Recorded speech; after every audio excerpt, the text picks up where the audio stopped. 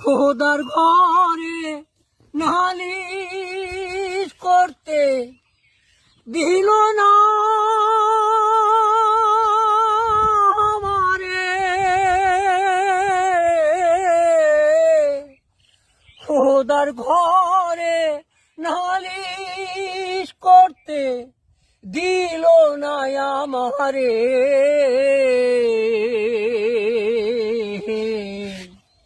পাপ পুণ্যের বিচার এখন মানুষেই করে। খোদার ঘরে নালিশ করতে দিল না আমারে। পাপ পুণ্যের বিচার এখন মানুষেই করে।